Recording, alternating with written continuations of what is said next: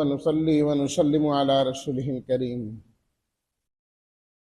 أما بعد فأعوذ بالله من الشيطان الرجيم بسم الله الرحمن الرحيم يا أيها الذين آمنوا كتب عليكم الصيام كما كتب على الذين من قبلكم لعلكم تتقون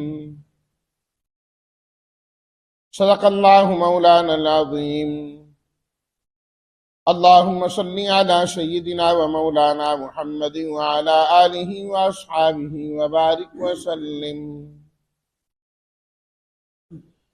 اے ایمان والو، تمہارے اوپر روزے فرض کیے گئے ہیں جیسا کہ تم سے پہلے لوگوں پر فرض کیے گئے تھے تاکہ تم پرہیزگار بنو۔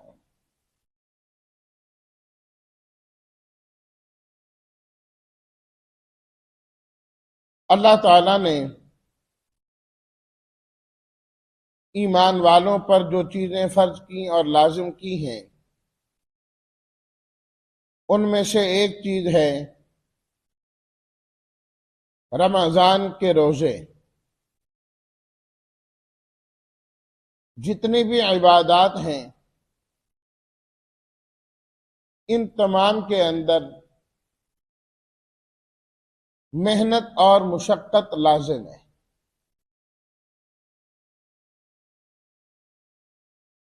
5 اسلام کی بنیادیں ہیں، ہر بنیاد پر انسان محنت اور کوشش کر کے ہی چل سکتا ہے۔ ابھی ہم نے نماز پڑھی، اس کے لیے بھی ایک محنت اور کوشش کرنا پڑی۔ شیطان نے اپنی طرف سے پورا زور لگایا کہ یہ بندہ اٹھے نہ، اٹھ جائے تو جائے نہ، کسی نہ کسی طریقے سے گھر میں رہ جائے۔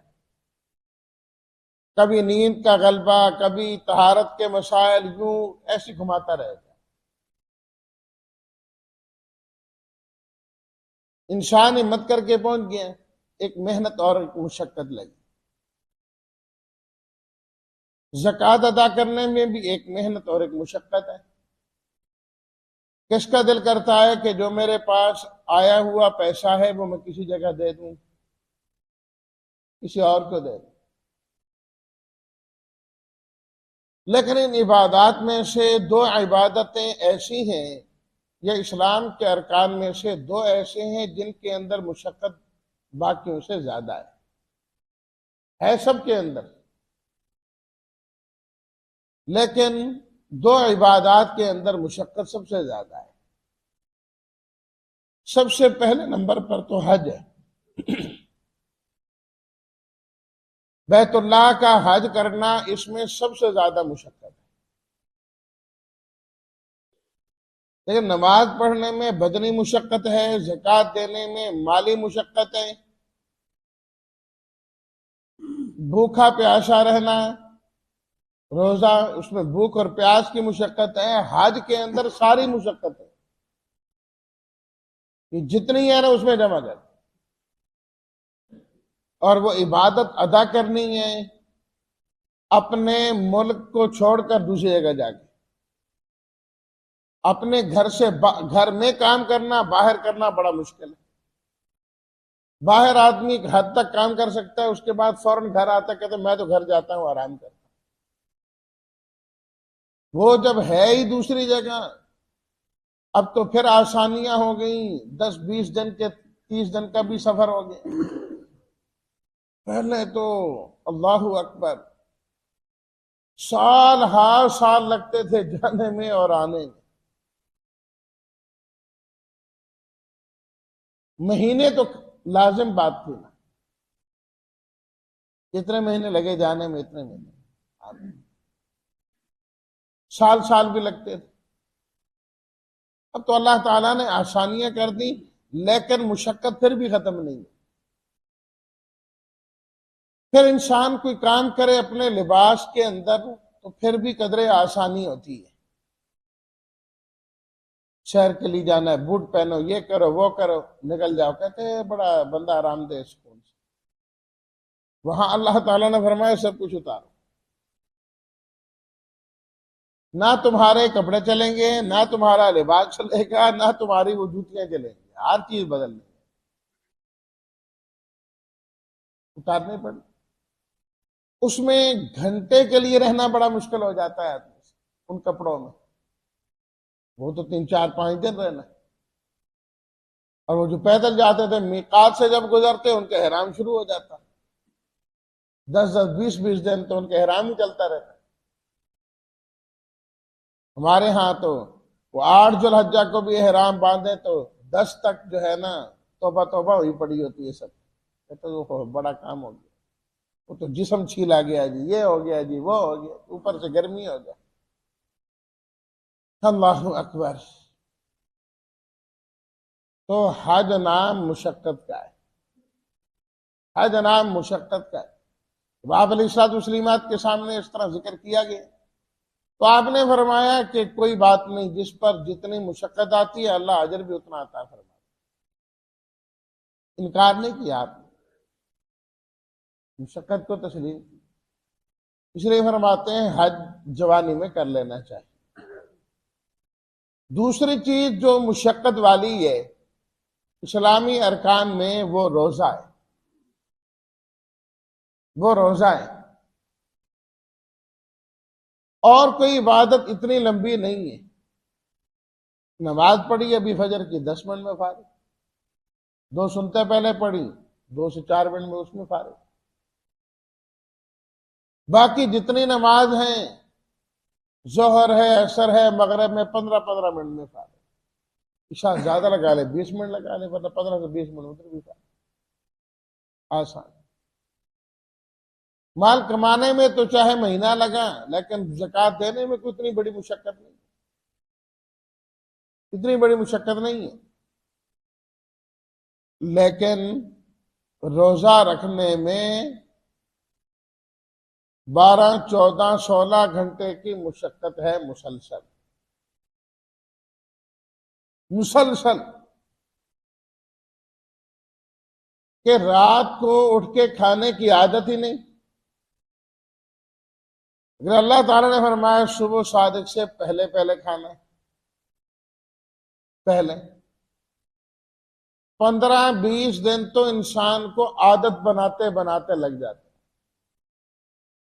پہلے دن اٹھ رہا ہے چیزیں موجود ہیں، کسی ایک کو کھانے کا بھی دل نہیں کرتا، آہستہ آہستہ آہستہ آہستہ آہستہ آہستہ تھوڑی تھوڑی عادت پڑنا شروع ہوئی تو روزہ ختم، اب چینج کرو اس کو، پھر ادھر آ، اب دن کو اٹھتا ہے عید والے دن کو کھانے کا دل نہیں کرتا، وہ 30 دن کی عادت وہ ہوتی، اب پورا دن کھانا کچھ نہیں اور پینا کچھ نہیں، جسم میں تو انتہائی کمزوری ہے، کمزوری ہے۔ جو ہی اجازت دی کہ اب کھا پی سکتے ہو تو ساتھ ہی کہہ دیا اللہ اکبر حی علی الصلاۃ، نماز کے لیے آؤ۔ پھر ایک مشقت کہ سب کچھ موجود ہے، چھوڑ کے نماز کے لیے آنا ہے، نماز پڑھ کے گئے، اب کچھ کھانا پینا چاہتا ہے، اس ڈر سے نہیں کھاتا پیتا کہ ابھی تو تراویح کے لیے جانا ہے، تراویح کے لیے جانا ہے، اگلی مشقت ساتھ رکھ دی، دن بھر کی کمزوری ہے، کھانا پینا کچھ نہیں ہے، جب اجازت ملی کھانے کی تو 20 رکعت تراویح رکھ دی، 20 رکعت۔ عام طور پر جو فرائض ہیں انسان ایک دن میں 20 رکعت فرض پڑتا ہے، اس کے ساتھ ہی اللہ تعالیٰ نے 20 رکعت اور رکھا دی کہ یہ بھی ادا کرے اور ان میں قرآن مجید کی تلاوت کرے۔ اب جب آدمی یہاں سے فارغ ہو کے جائیں، یہ نہیں سمجھ آتی کہ اب نیند پوری کرنی ہے یا غذا پوری کرنی ہے، اب کھائیں پیئیں تو شہری میں مسئلہ، نہ کھائیں پیئیں تو تب مسئلہ۔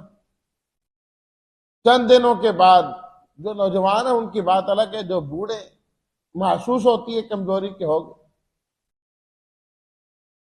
تو الغرض اللہ رب العزت کی جانب سے اس کی ایسی ترتیب بنائی گئی، رمضان المبارک کی جو عبادات ہیں ان کو ایسے رکھا گیا کہ ان میں مشقت ہے، مشقت ہے۔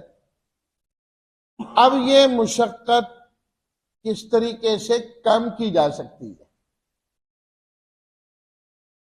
کیسے ہے کہ انسان کو اس کا احساس نہ ہو؟ اللہ تعالیٰ نے روزے کے حکم دینے سے پہلے ہی فرما دیا، یا ایہا الذین آمنو، ایمان والو تمہارے اوپر روزے فرض ہیں۔ اگر انسان میں ایمان کی قوت ہوگی، انسان میں ایمان کی طاقت ہوگی، تو ایمان والوں کو تو روزہ رکھنا مشکل نہیں لگے گا، کوئی مشکل نہیں۔ ایمانی کمزوری ہوگی تو پھر محنت بھی نظر آئے گی، پھر مشقت بھی نظر آئے گی، پھر جی اب تو دن بھی چھوٹے چھوٹے آ رہے ہیں، پھر 14-16 گھنٹے کا روزہ بھی بڑا مشکل نظر آتا ہے۔ فرمایا ایمان مضبوط، ایمان قوت والا، ایمان طاقت والا ہو، ساری مشقت ختم ہو جاتی، ساری مشقت ختم ہو جاتی۔ یا ایہا الذین آمنو سے اللہ نے اس لیے خطاب کیا، ایمان والو تمہارے اوپر روزے فرض ہیں۔ کہ صرف روزوں کو نہ دیکھو، ایمان کو بھی دیکھو، تم کس پر ایمان لائے۔ وہ جس پر ایمان لائے ہو نا، اس نے روزے فرض کیے۔ اگر ایک دوست ہے تو انسان اس کی وجہ سے بسا اوقات رات کی نیند بھی قربان کرتا ہے کہ نہیں کرتا؟ ان کے ہاں کوئی موقع آ گیا، کوئی شادی آ گئی، کوئی دیگر چیزیں آ گئی، ذمہ لگا لیا کہ آپ نے کرنا ہے، کہتے نہیں جی اب میں تو ان کو نہیں چھوڑ سکتا، میں نے تو یہ کام کرنا ہے، اور دن رات ان کے لیے جاگا، دن رات اس کے لیے جاگا۔ کیوں؟ اس کی محبت ہے دل میں، ایک تعلق ہے۔ کہیں وہ گیا، کام ذمہ لگا کے گیا 2 دن کے لیے، 4 دن کے لیے، تو آدمی کرتا ہے جی اس نے میرے ذمہ لگائے، میرے ذمہ لگائے۔ وہ ایک صاحب کو میں نے دیکھا کہ وہ ان کے پڑوس میں کچھ لوگ رہتے ہیں، وہ غریب سے، ان کا بہت خیال کرتے ہیں، جہاں تک ممکن ہو ان کی ضروریات پوری کرنا، یہ وہ خود بھی حالانکہ کمزور ہے، کوئی زیادہ نہیں دنیاوی اعتبار سے۔ تو ایک دن ویسے بات ہوئی تو میں نے کہا بڑا خیال رکھتے ہیں، کہنے لگے ان کے والد جو تھے نا وہ میرے بڑے دوست تھے، جب وہ فوت ہوئے ہیں نا تو انہوں نے وصیت کی تھی کہ اب تمہارے بچے ہیں، ان کا خیال کرنا۔ تو میں اس لیے ان کا خیال کرتا ہوں، میں دیکھتا ہوں کہ وہ مجھے کہہ کے گیا ہے، تو دیکھیں اس سے محبت ہے، وہ کہہ کے گیا ہے تو اس لیے خیال کر رہا ہے، اس لیے خیال کر رہا ہے نا۔ ایک تعلق ہے جس کی پاسداری کر رہا ہے انسان، تعلق ہے۔ تو انسان کا اپنے اللہ کے ساتھ بھی تو تعلق ہے، انسان کا خالق اللہ ہے، مالک اللہ ہے، عدم سے وجود میں لانے والا اللہ ہے، سب کچھ دینے والا اللہ ہے، رزق دینے والا اللہ ہے۔ فرمایا تم نے اس اللہ کو جو مانا ہے نا، اللہ تو خالق سب کا ہے، اللہ خالق کل شیء، اللہ کافروں کا بھی خالق ہے، یہودیوں کا بھی خالق ہے، عیسائیوں کا بھی خالق ہے، مسلمانوں کا بھی خالق ہے۔ اللہ تو سب کا ہے، لیکن سب جو ہے وہ رب کے تو نہیں ہے، رب سب کا، سب رب کے نہیں ہے۔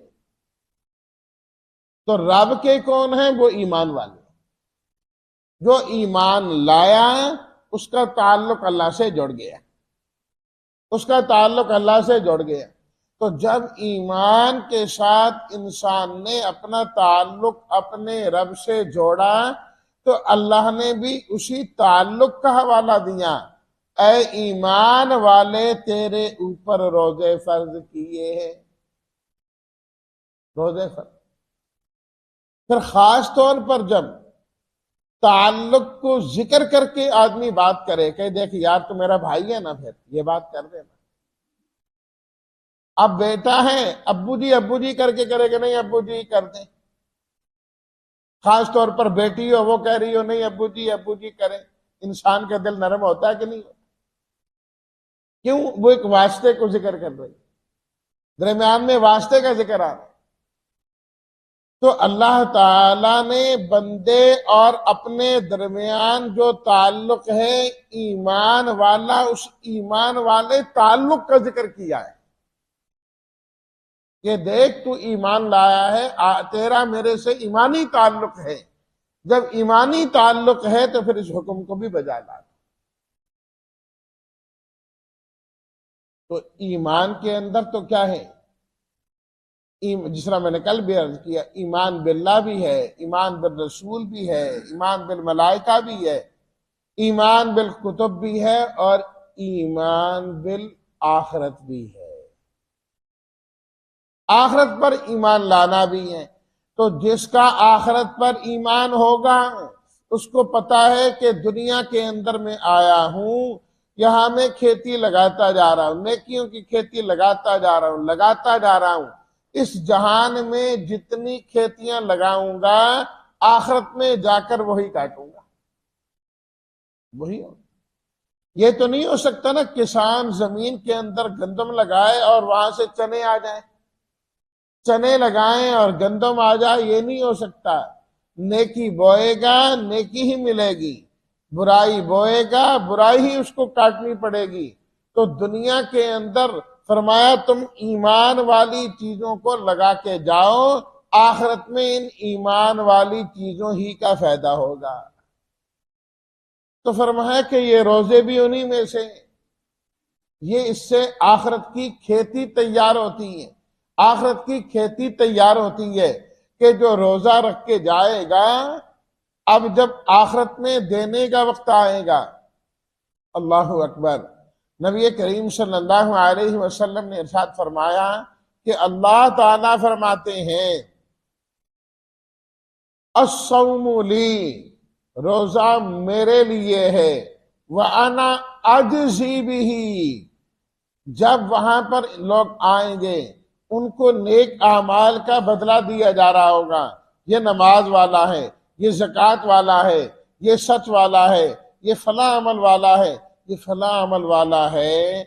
جب روزے کی باری آئے گی اللہ فرشتوں سے بدلہ نہیں، براہ راست اس کو بدلہ عطا فرمائے۔ یہ حدیث قدسی، حدیث قدسی ہے۔ جب رب کے ہاتھوں سے اتنا بڑا انعام ملے گا ساری مشقتیں کافور ہو جائیں، بلکہ اس وقت مشقت کا مزہ ہی آ جائے گا۔ دن بھر انسان کام کرے، مزدور نے مزدوری کی، رات کو مالک مزدوری اس کو دے کر اتنا ہی اس کو انعام بھی دے دے تو کتنا خوش ہوتا ہے۔ کہتے یار تو نے بڑا اچھا کام کیا، کہتے ہاں جی سر جی میں نے آج بڑی محنت کی ہے، لیکن آپ کا بھی شکریہ کہ سر آپ نے بھی نہیں چھوڑی، کہتے خوش ہو گیا ہوں۔ اللہ اکبر، نبی کریم صلی اللہ علیہ وسلم نے ارشاد فرمایا جنتی جب جنت میں جائے گا نا ساری نعمتیں ملیں گی، بڑی اس نے محنت اور مشقت والی زندگی گزاری ہو، محنت اور مشقت والی زندگی گزاری ہوگی۔ اس سے پوچھا جائے گا تو نے کبھی دنیا میں کوئی تکلیف اور مشقت بھی اٹھائی ہے؟ کوئی تکلیف دنیا میں، حالانکہ وہ بڑی تکلیفیں برداشت کر کے گیا، لیکن ان نعمتوں کو دیکھ کر جو نعمتیں اسے ملیں گی وہ کہے گا مجھے تو کوئی مشقت زندگی میں آئی کوئی نہیں،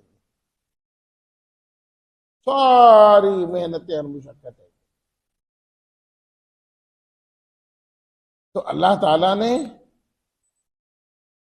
کتنے بہترین انداز سے خطاب کیا، اگر ہم سوچیں قرآن مجید تو بڑا سمندر ہے۔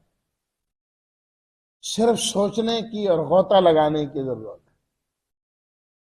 تو اس لیے اللہ تعالیٰ نے روزہ کا حکم دیا، اور روزے کے ساتھ یا ایھا الذین آمنو فرمایا، تاکہ ایمان والوں کو روزے میں جو مشقت نظر آ رہی ہے ایمان کے لطف سے وہ ختم ہو جائے،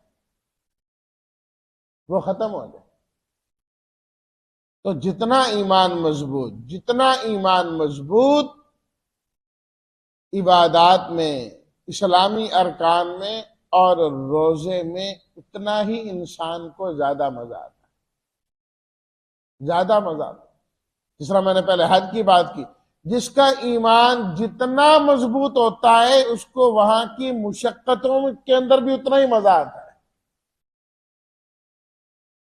کہ ان مشقتوں کا آج بھی بیٹھ کے تذکرہ کرتا ہے جو آج سے 30 سال پہلے اس کو حج کے موسم میں پیش آئے۔ ایسا ہوا، ایسا ہوا، ایسا ہوا، ایسا ہوا تھا، کتنی دیر میں چلتا رہا جی، میں 20 کلومیٹر چلتا رہا جی، آج بھی یاد رکھتا ہے۔ کیوں؟ اس محنت کے اندر بھی اللہ نے ایک لطف رکھا ہے، ایک لطف رکھا ہے۔ اللہ ہم سب کو کمال ایمان عطا فرمائے، اور پھر کمال ایمان کی برکت سے اللہ دین کے سارے احکام ہی ہمارے لیے آسان فرما دے۔ وآخر دعوانا ان الحمد للہ رب العالمین۔